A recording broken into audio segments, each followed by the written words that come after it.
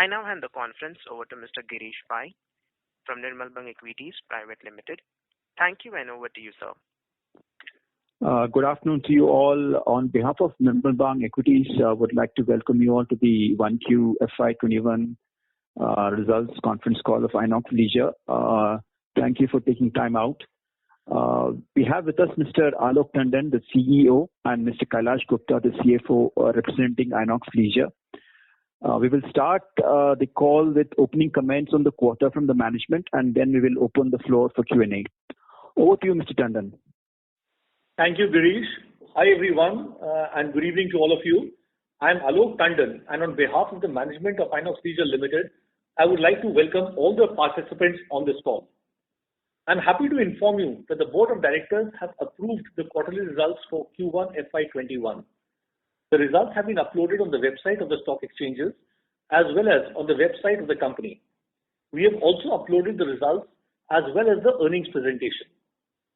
On this call, we would like to walk you through some of the significant financial parameters as contained in our presentation, and after we do that, we will open it for any questions that you all might have. Over the past many years, Inox's journey has been nothing short of being a magnificent one, and most of you have been witness to it. We have been growing on our numbers, we have been expanding rapidly, and most importantly, we have been entertaining more and more patrons every year. There has been a lot of hard work and toil which this team has done, and this has gone into nurturing the company forward. We all know that the pandemic and the lockdown have shown us that tough times really look like, or what tough times really look like. But thanks to the hard work and toil put in by us towards strengthening our fundamentals, we would not just survive this phase, but we will also emerge leaner, fitter, smarter, and of course, raring to go and welcome our guests back. Let me tell you, we may be down, but we are not out, and we have complete faith in our ecosystem, which has always kept us on a growth trajectory. We will continue to stay committed to our fundamentals, which have always helped us deliver value to our stakeholders once normalcy is restored. Allow me to quickly share the agenda of the call with all of you. I will take you through the first quarter numbers. I will then talk about our expansion and future screen edition outlook. We'll then talk about the expansion of content in various languages, and this is something important, that how people are making films not only in the regional language but also dubbing it in other Indian languages. I will touch upon the shareholding structure. There is a lot of work which has happened behind the scenes on the COVID front, including engagement with our stakeholders like landlords, producers, and distributors. We will also look at initiatives taken by the industry as a whole. We have re-engineered our safety protocols and SOPs for the post-lockdown period.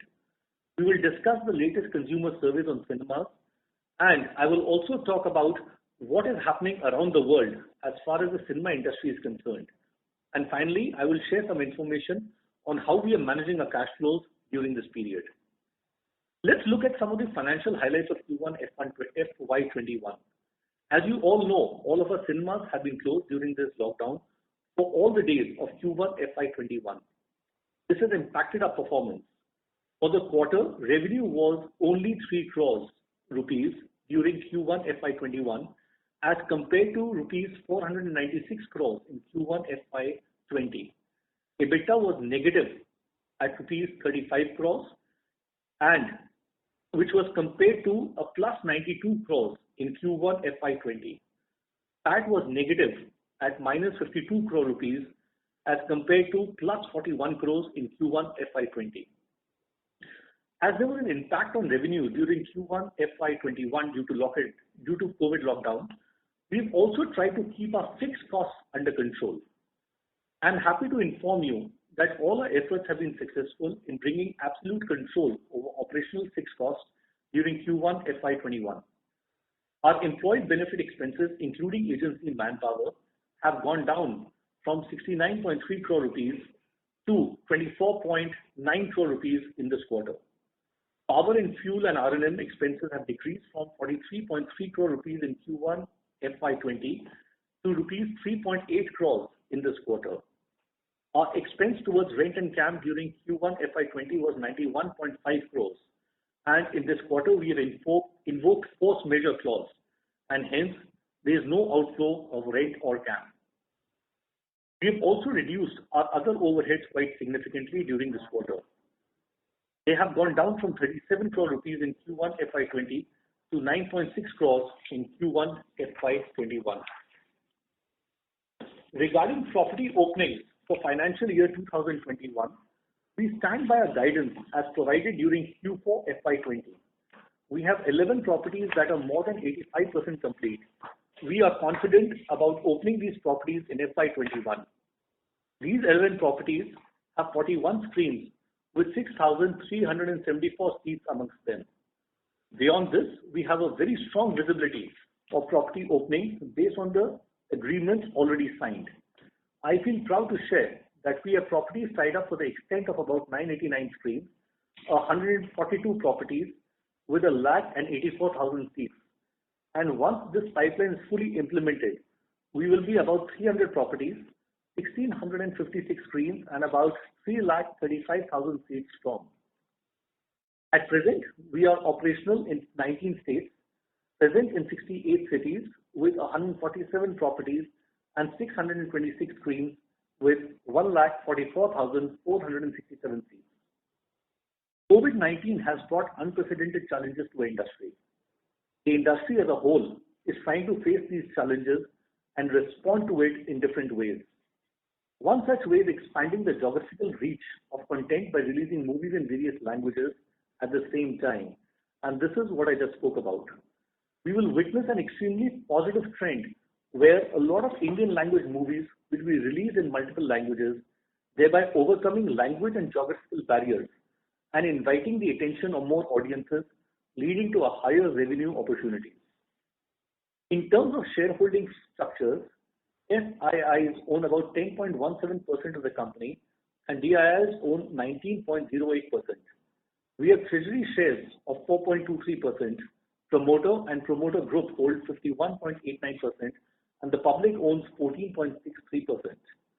The share price as on July 31st, 2020 was about 230 rupees 30 paise, which gives the company a market cap of roughly about 2,368 crores. We have been in constant conversation with our developer partners since the beginning of the lockdown. We are glad that our developer partners have understood the gravity of the situation and also weighed in the multiplex's importance for the revival of the mall itself, and they have extended valuable support. Another important set of stakeholders for us is our content partners, and we have been engaging with them and reiterating the importance of the theatrical run in the overall cinematic value chain.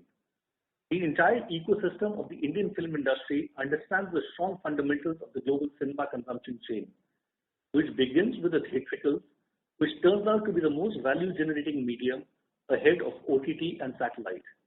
We are glad that quite a few producers and studios have agreed to hold on to their content and wait for the cinemas to reopen. We have been putting a lot of effort in the industry level under the aegis of Multiplex Association of India to get the cinemas opened up for exhibition in the unlock process of the Government of India. The company has prepared a rigorous set of standard operating procedures along with the Multiplex Association of India for ensuring safe experience on the resumption of operations once cinemas are allowed to operate. The SOPs have been cascaded down to the operational teams across the country. We have made representations to all the relevant ministries and submitted these SOPs for their perusal. We have also made attempts to spread consumer awareness by doing live demonstration of these SOPs through various television and news channels and print publications. We also actively are engaging with relevant departments and ministries both at the center and at the state. Let me explain the SOPs to you in a bit more detail. The SOPs safeguard every customer touch point throughout the customer's journey inside our cinemas, including ticketing, entry, lobby, F&B, auditoriums, and exits. All our guests will have to mandatorily wear masks, and there will be temperature checks happening at the entrance for anyone who enters our doors. We will also keep PPE kits available for purchases which would include a mask, a pair of gloves, and a sachet of sanitizer. There will be a lot of focus on the digital way of life. Our team has developed a fully loaded all-in-one SMS, and this SMS comes with 4 different links. One which allows a guest to check in using the QR code. Second, which shows the auditorium seat chart and the location of the guest seat on the seating chart so that they don't have to ask or inquire from anyone. The third link provides access to the F&B menu to place one's order. And the fourth link allows one to download the complete e-ticket with all the details. There will be extensive sanitization drills, disinfection processes at the right places and at the right moments. There will be pedal-operated touch-free hand sanitizers placed at important locations across the cinema. From a distancing perspective, we already have a back-end algorithm ready, which would leave a seats gap between 2 distinct bookings. Our shows will be programmed in such a way that there are no simultaneous entries, intermissions, and exits. I'm glad to share that we have added immunity boosters like soups, lattes, teas, and juices to our menu, along with the popular cinema snacks, and we will be offering the food in a single-use disposable packaging. Various surveys were commissioned during the lockdown by various agencies to understand the prevailing consumer sentiment. The outcome of these surveys reflects that the passion and the fondness for cinematic entertainment is still intact. The Omax Media report titled Back to the Theatre and the Kantar Multiplex study both indicate that 82 to 83% of the respondents respectively missed watching movies in cinemas during the lockdown. As we speak, cinemas are already operational in more than 35 major overseas markets. What is also heartening to see is the encouraging turnout that most of these markets are witnessing in spite of COVID, though they have not reached pre-COVID levels till now and will surely take them some time to do so. In the US, indoor theaters are open in more than 40 out of the 52 states. UK, all the 3 major chains, Odeon, View, and Cineworld have opened. In China, more than 50% of the screens are now operational. And the first weekend saw more than 150,000 people thronging the cinemas. The film Peninsula, which is a sequel of the movie Train to Busan, is creating waves in South Asian markets like Singapore, Korea, Malaysia, and Thailand. France saw more than 8.5 lakh tickets sold in the first 5 days of its reopening. Italy has gone a step ahead and has become the first country in the post-pandemic era to announce the hosting of the Venice Film Festival. Overall, we see some extremely encouraging signs of recovery from markets, though it's still a long way away for us to get back to normal occupancies, and some of them which have severely impacted or have been impacted by COVID-19. So ladies and gentlemen, this was a snapshot of our financial and operating performance for the first quarter of FY21. I would now like to open this up for any questions that you might have. Thank you. Thank you very much. We will now begin the question and answer session. Anyone who wishes to ask a question may press star and 1 on their touchtone telephone. If you wish to remove yourself from the question queue, you may press star and 2. Participants are requested to use handsets while asking a question. Ladies and gentlemen, we will wait for a moment while the question queue assembles. Reminder to the participants, anyone who wishes to ask a question may press star and 1.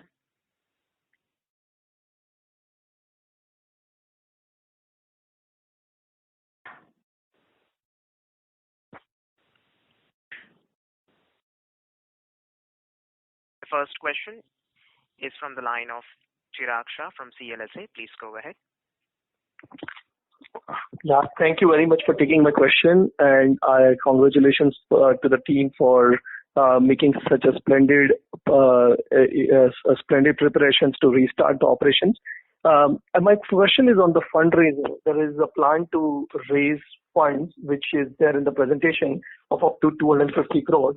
Now, given that the debt equity is right now at about 0.717x, and the capex going forward is going to be a little low, what is the thinking behind the fundraising? And also, are we seeing other inorganic growth opportunities as we go forward, given the fact that smaller chains are facing even higher liquidity problems? Chirag, talking about the second question first about inorganic growth, I would say today all of us are just thinking on how do we open and come back and bounce back and allow our guests to come into our theaters. So that's the major focus today of Inox. Yes, you know that Inox has never been averse to any inorganic growth. We were the chain who started the entire acquisition process way back in 2006 and 2007 when we acquired CCPL of West Bengal, and have done 2 more after that. So in totality, we have done 3 acquisitions. So we are not averse to that. But as of today, our prime focus is to see that we reopen our cinemas and the guest feels comfortable in our premises. Number 2, when you said that what will we use this 250 crores for? Well, it is for us to manage the current operations and for the working capital management and also for future expansion. So this is how we plan to use the money which the board has enabled or approved the enabling resolution for fundraising up to rupees 250 crores. And in terms of just using the treasury shares also to raise funds, between raising fresh funds and using treasury shares, what will be our preference? Well, that is something which we'll decide later on, Chirag. That's a decision which we've not taken yet as of now. And when the time comes, we'll decide what to do first, whether to use the treasury shares or to go in for fundraising. But as I said, it's an enabling solution, and we will raise money based on our performance once we begin operations.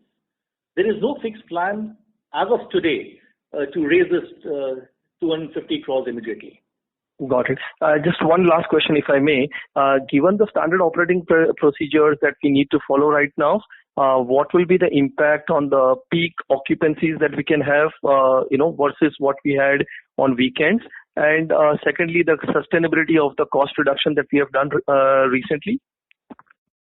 Well, if I understand your question right, you were saying that what will be the effect of capacity reduction on occupancy. Am I right? Is that the question which you're asking? Given the social distancing that we need to follow within the screens as well, what will be the impact on the occupancy rates that we can have at a peak level?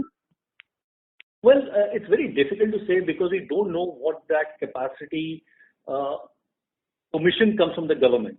We don't know whether it's 60%, 50%, 40%. So it all depends on what the government tells us. But what we are requesting is that there should be one seat which will keep empty beside every distinct booking. And the algorithm which we have has been made for that. So it's difficult to predict that if we have a 50% occupancy or allowed to open 50%, what the occupancy would be. But let me tell you one thing which I've always been saying is that we are very sure in India, once cinemas open, people will come back. They are just waiting to breathe differently. We all are missing our movies. And as we have seen that, yes, malls took a little bit time to start where people came in. But over the weekend, what we've seen that they have some good numbers in whichever states malls are operational. Yeah. So same thing with cinemas, Chirag. I think that once we start getting movies and we start opening our theaters, people will come back to our lobbies and to our theaters. But to put a number to it is very difficult at this stage. Sure. And the sustainability of the cost reduction that we have done? Well, that will continue. We have literally tightened our purse everywhere. We have ensured that where we are not using power, we have switched off the main transformers. So till the time we are shut and we don't operate, these cost-cutting measures will continue. But I'm sure you have found areas to cut costs even after you start to operate. What are those cost areas, cost reduction measures that we have taken? Even once we start operating. Okay, let me tell you. The entire company, we went back on the drawing board and we said that think as if we are starting a new company. So how would we now make our SOPs more efficient? How would we make our manpower more leaner? How would we ensure that whatever we do has got efficiencies built into it? And because of we all working together for the last 4 months and making new SOPs, you will see that once we get back to normal operations, there will be a cost reduction in every line item. It will be difficult for me again to enumerate everything, but this I can assure that once we get back to normal operations, there will be reduction in our fixed costs. Sure. I have more questions, but I'll join the queue. So, and also you were asking about how the occupancy would pan out. Let me add to it that we expect to see a reduction during peak weekends. And that shifting of those occupancies or those footfalls to weekdays, and that's again what our assumption is. And we expect consumer behavior to shift to lesser occupancy days, at least for the first 2 or 3 months after we reopen. I understand. And just on the standard operating procedures. Sorry to interrupt you. This is the operator. May I request that you return to the question queue for follow-up questions? Most certainly. Thank you. Thank you. The next question is from the line of Yogesh Kirve from B&K Securities. Please go ahead. Yeah, thanks for the opportunity. So the operating expenses during the quarter is stood, I think, less than 13 crore per month versus what we earlier guided of about 15 to 18 crore. So firstly, quickly, so is this a run rate that we should expect during the shut phase, or there was some extraordinary savings, particularly during this quarter? Well, you should expect the same numbers during the entire time we are shut. So this is something which we have done. We have worked hard towards reducing the fixed costs. Until the time we are shut, this is the run rate which will be achieving where our fixed costs are concerned. Mm-hmm. But before this COVID impact started, so our the fixed costs used to be about 80 odd crore per month. Right, this is excluding the pure variable costs like F&B and the film distributor share. Right. How much of variability exists within this fixed cost structure? I understand. I appreciate your earlier comments that there will be a cost saving or the cost measures that you have taken. But I wanted to understand the variability, considering that the occupancy in the first few weeks, at least the first month, could be very low. So during such period, what could be this run rate could be? Well, again, I said I cannot put a figure to that or put a number to that, but I could say there could be slight variables. For example, it depends on how many hours I'm allowed to operate by the government, whether it's 8 hours, 10 hours, 15 hours, and hence my energy cost will fluctuate accordingly. My advertising expenses will fluctuate depending on how many hours I operate and what do I communicate with my guests. My repair and maintenance would slightly be reduced because of us doing a lot of preventive maintenance during these days, and this is where our own team is doing it. So no extra cost has been incurred by us during this lockdown period to do preventive maintenance. So these are a few things which I can talk about.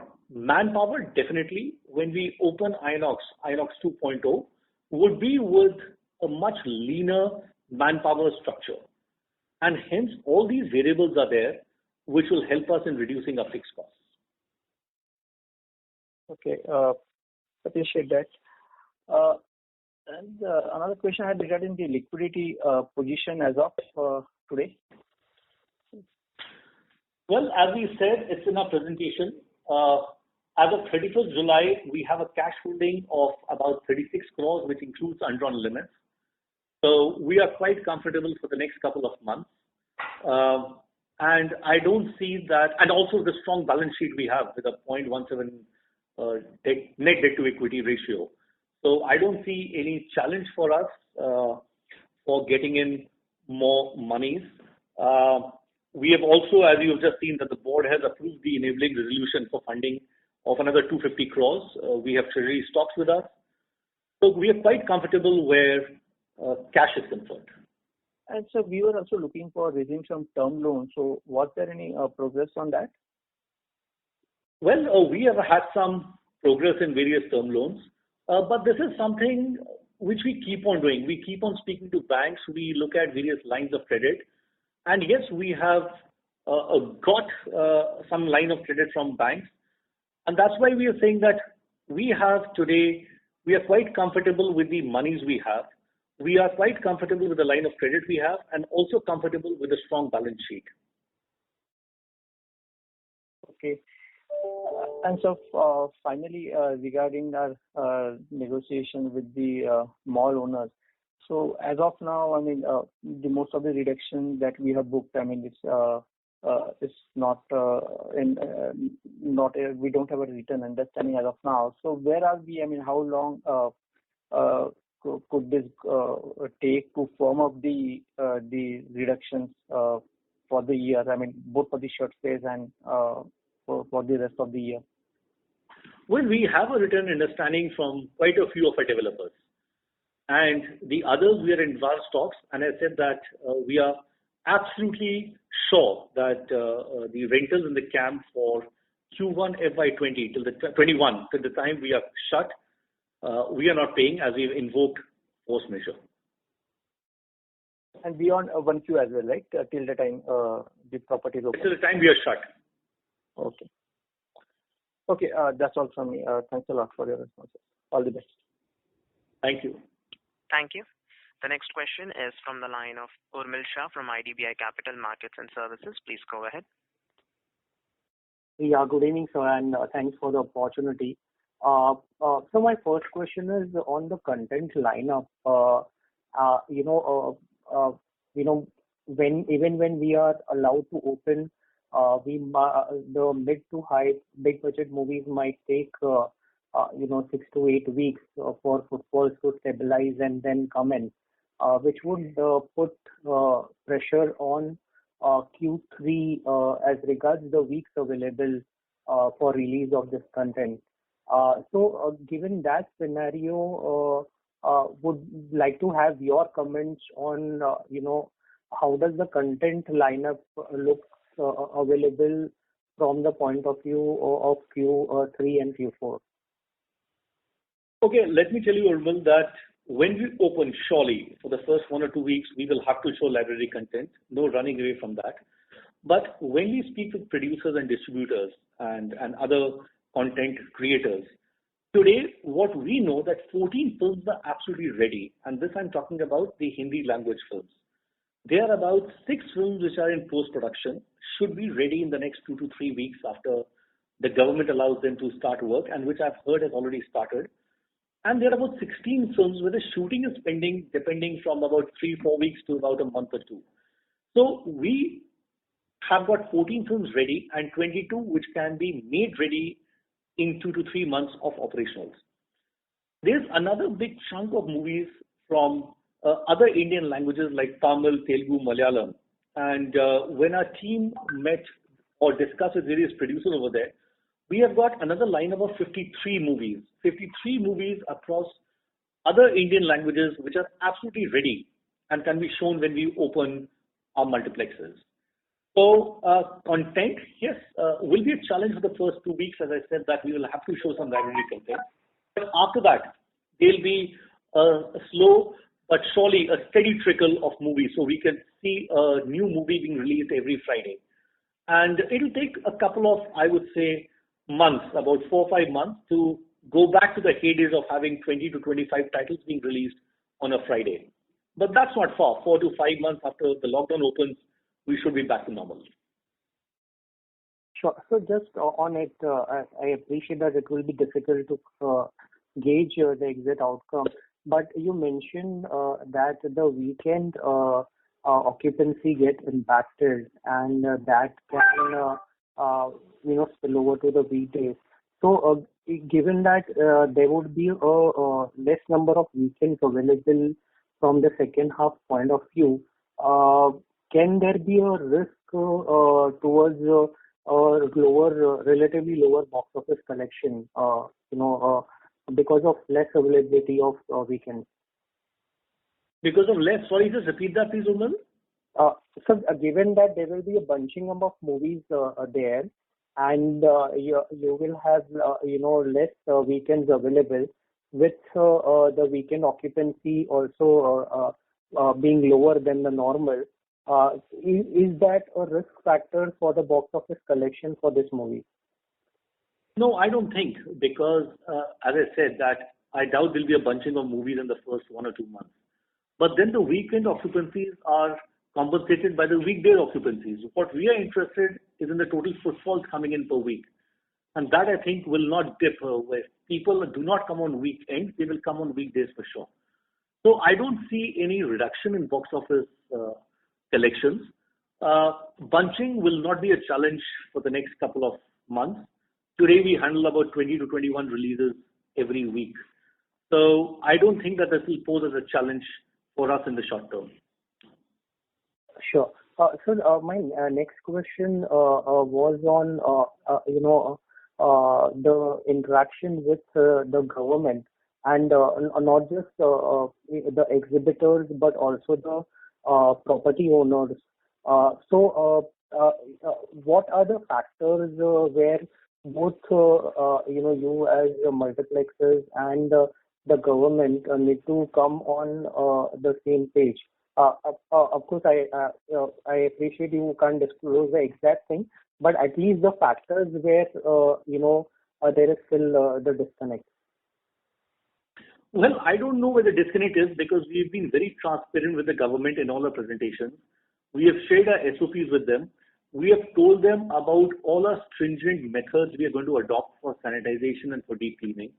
We've also talked about various social distancing norms. So we've been quite open with the government, but it depends on them. I think they've got larger things to look at. And surely we are hoping that we'll be a part of Unlock 4. We missed the bus in Unlock 3. We were not allowed to open. But I think in all its prudence, government has taken a decision. We are requesting the government of India again to reconsider their decision and allow us to open. What we are saying, we are absolutely safe for anyone to walk in. We have demonstrated that by doing various rounds with the press, with the TV crews, with the print media. We have showed them the entire journey of a guest from entry till exit, that how we are going to ensure that he feels safe in an environment. So we have done all that.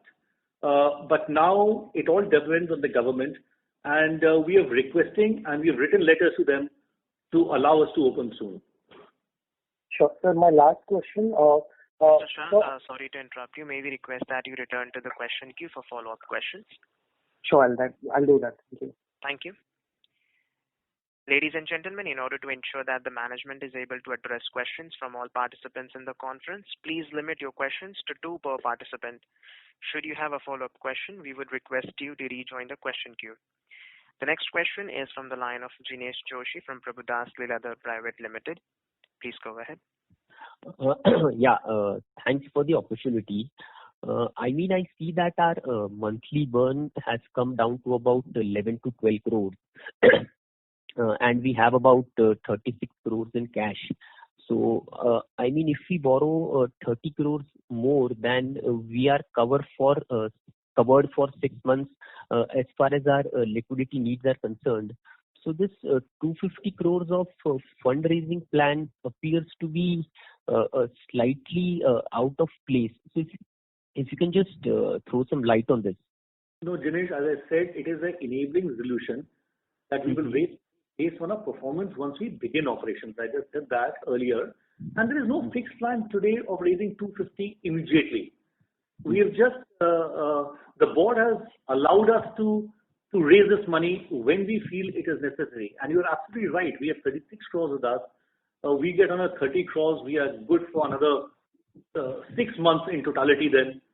And so it's not something that we are going to the market just now for. It is just an enabling resolution which has been passed by the board. Okay. So, can you share what is the actual requirement, actual fund requirement, something which you have in mind? Enabling resolution figure could be high, but something which you have in mind? No, nothing as of now. Okay. And when it comes to fundraising, we also have some real estate on our balance sheet. Now, I know that it might be difficult to find a buyer in this environment, but instead of raising capital in this kind of environment where you may not get the right price, should liquidating real estate not be a good enough choice? What are your thoughts on that front? Well, it's the same thing. Whether we go for an equity raise or a real estate, the market has the view only is different. So that's a call which we'll take when the time comes.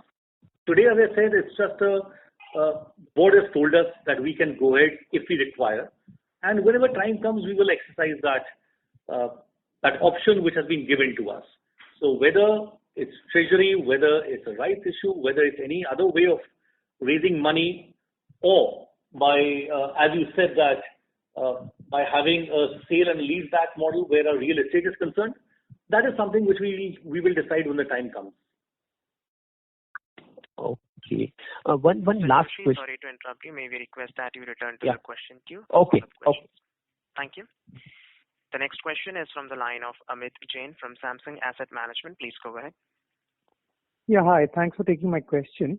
My question was on the developer side. So, in our negotiations, if I just look at the numbers, it looks like only about 4 to 5% roughly of your contracts is what you've got a finalization on, and the balance is still pending.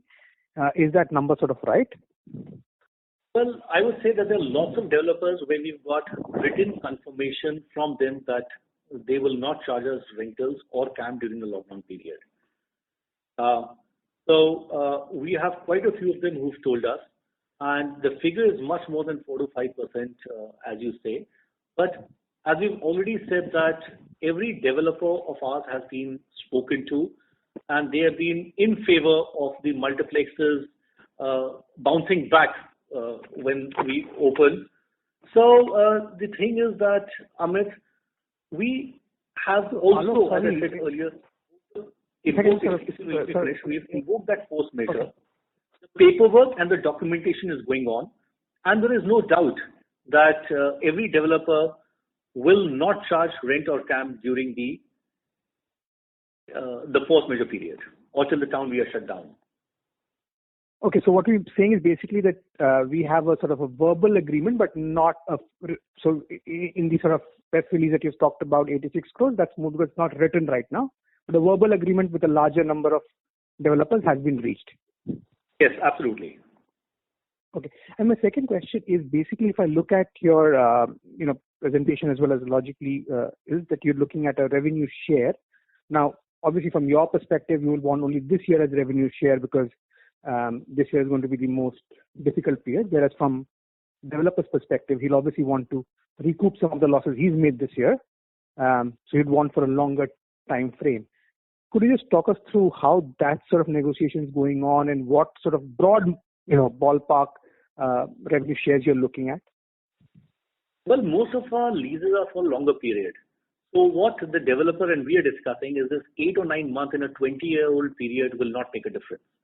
So what we have spoken with the developers is, we need your help for the next, till 31st March 2021, which is about 7 or 8 months away. We need help from you till the time we open, because they also know that movies will be less, which I just talked about. For the first 2 weeks, we'll have to show library content, and then there'll be a trickle of movies which will come in. So it's like it'll be a win-win situation for both of us, whether developer or the exhibitor, to have a revenue share at least till the end of this financial year. And as I said earlier, most of them have agreed to it. And we are hopeful that the others also, whom we are in touch with for the remaining part of the year, will also accede to our request. So for those that you've agreed with, in that particular case, they're saying we'll waive off till there's till the cinema halls are shut. Beyond that, we'll do a revenue share till March, and then we revert back to the old fixed rental scheme that we were on. Is that a fair statement for those who agreed? Yes. Perfect. That's useful. Thank you so much. Thank you. The next question is from the line of Pritesh Chheda from Lucky Investment Managers. Please go ahead. Sir, for the fundraise, let's say, have you explored any alternative ways of generating cash flow? Let's say one idea is, coming up with a form of discounted coupon or a discounted card with its validity for a year with, on a certain number of shows. Just like we are seeing this happening in the hotel industry, where there are deals coming up which provide consumer access over a 1-year period. Have such kind of thought process coming or happened anywhere in the multiplex or the theater industry anywhere globally for raising this cash flow? Well, we thought about it, but we then said we went against it. We said it doesn't make any sense at all, and hence we did not pursue it further. Whether anybody else is doing it in the world, I really am not aware of it. But we at Inox thought about it, and then we said that let's stick to the normal way of us selling tickets rather than going for this way and getting in money. Why? What is the reason against the concept? No, there's no reason to it. How much will you do? Maybe 1,000, 2,000 people come to you, that's it, to buy tickets from you for the next couple of months. So it did not add any value to us, and hence we did not go ahead with it. Okay. That's it from my side, sir. Thank you. Thank you. The next question is from the line of Ankur Periwal from Axis Capital. Please go ahead. Yeah, hi sir. Thanks for the opportunity. So sir, just one clarification, one of the rental part which you mentioned. Now we have verbal communication still, for the waiver of rentals as well as CAM till the time lockdown is there. But is there any communication or while you are discussing on the revenue sharing model there, but is there any confirmation from the builders on that side post the lockdown opens? Yes, Ankur, there has been from quite a few of them. Okay, that's share encouraging. Lockdown. Sure. And a second thing on the cost-cutting initiatives, pretty impressive performance there this quarter. How much of these costs, you think there will be a rebound once, the lockdown opens? So presuming the rent and CAMs, the negotiations that we are talking will be largely on rent. And even on CAMs, are we thinking on those lines? Well, yes, as I just discussed, I think I answered that question in a different way just now. That once we reopen, our fixed costs, some of them will increase. For example, power will go up for sure. We don't know how many hours we'll be able to operate. So the power cost is directly proportional to the number of hours we operate. We said that we will start and we will have a lean manpower. So that cost will come down, Ankur. We will have less advertising expense.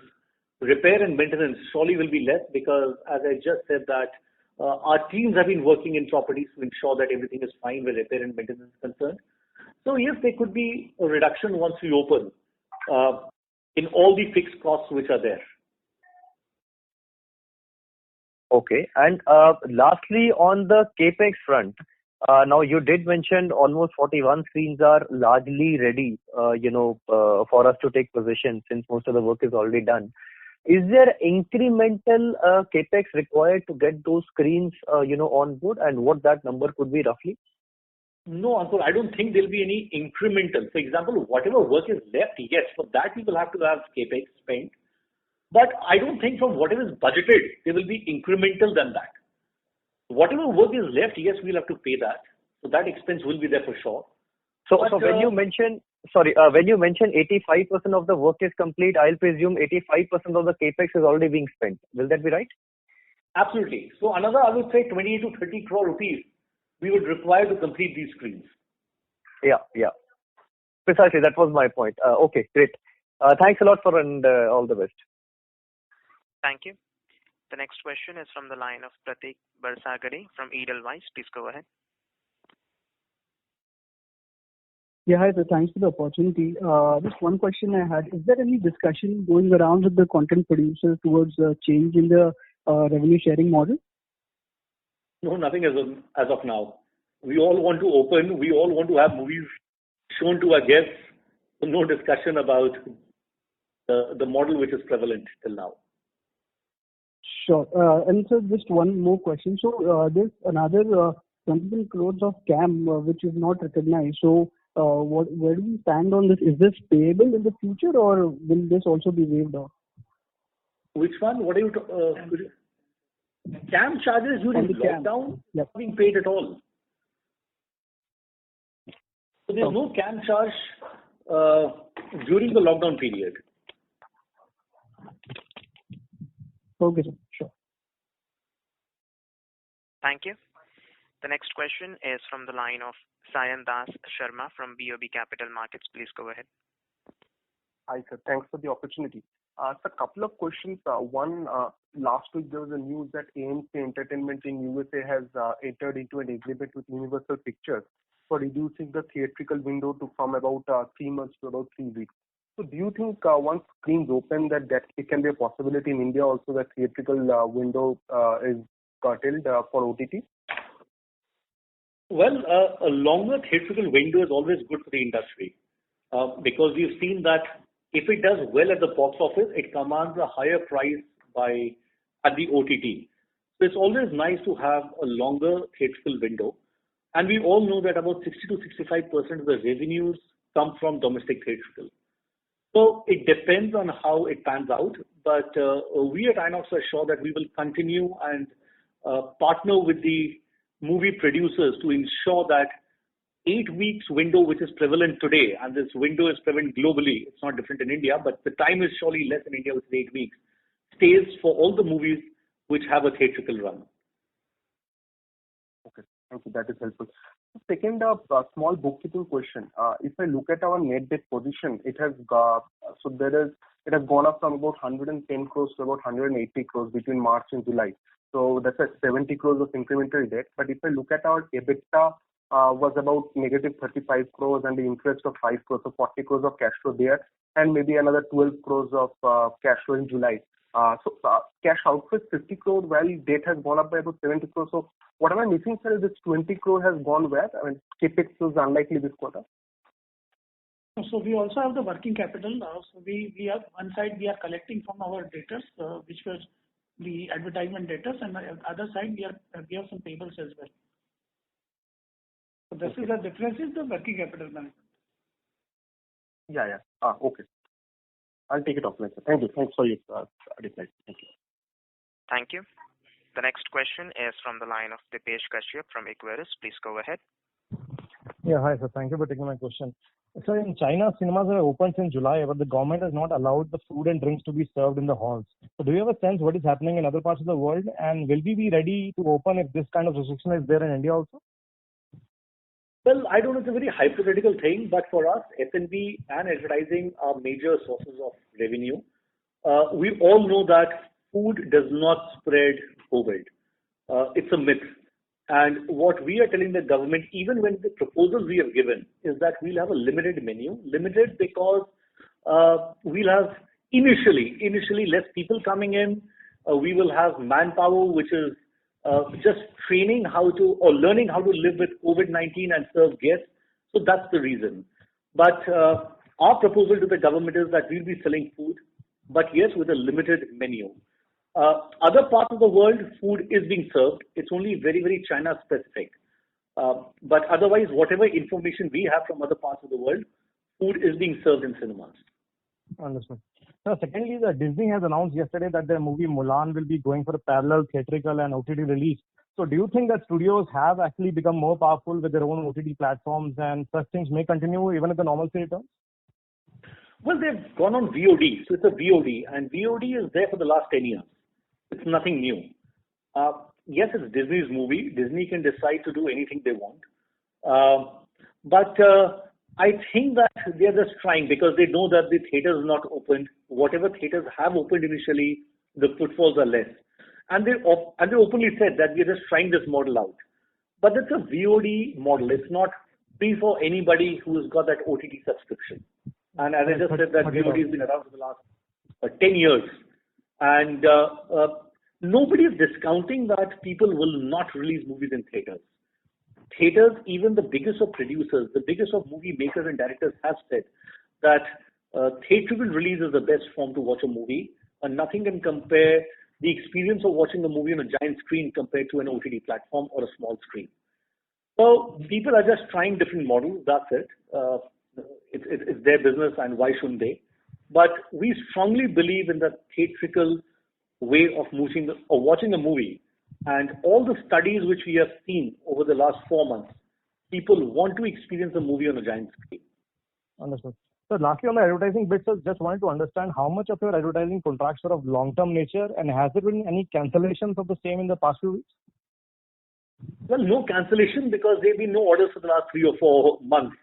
Long-term is already in place. We have got some long-term deals. But when theaters are shut, I don't think that anybody is even talking about the advertising deals as of today. It will only happen once we start reopening. Because every industry is going through the same pain point as we are going. That there's a cash crunch everywhere, liquidity is less, supply is there, but the consumption is is down. So that's hitting everybody, and that is a thing we'll discuss with the advertisers once we are close to opening. Thank you, sir. That's all from my side. Thanks. Thank you. The next question is from the line of Nihar Shah from Newmark Capital. Please go ahead. Hi. Just wanted to get a little bit of an understanding in terms of, when do you plan to, when do you sort of think that, you will have a plan to raise the capital, because the cash balance that you're sitting on right now at about 36 crores seems to be on, just sufficient for about a quarter of expenses. So when do you think that, you will sort of firm up your plans for your capital raise? Well, we are also very hopeful that in the next 3 months, cinemas should open, and then we'll have monies coming in. There'll be cash flowing into the system also. So it's too early to decide that when we will take a call on going to the markets or raising capital or doing anything which is there. So speaking today, I will not be able to answer that question. It all depends on for how long we are shut, because we as a company feel that today we just have a resolution which has been enabled by the board, but we are in no hurry to raise this capital. We take our own time after seeing various scenarios, and then we'll only decide when to go ahead and raise this money.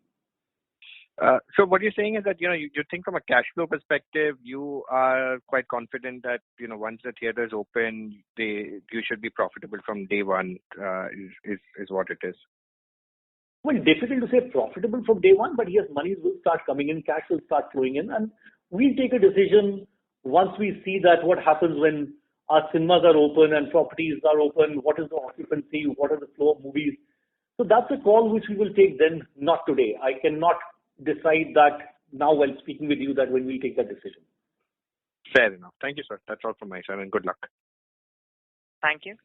The next question is from the line of Ashish Kumar from Infinity Alternative. Please go ahead.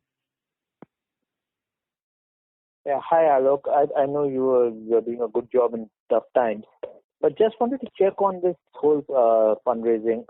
In terms of priority, whether a fundraise by fresh dilution or an asset sale, whether either treasury shares or something else, what will be your priority? Just wanted to get some sense around that. As I said, there is no priority as of now. We've not even decided. The board has just allowed us to go ahead and raise capital if needed.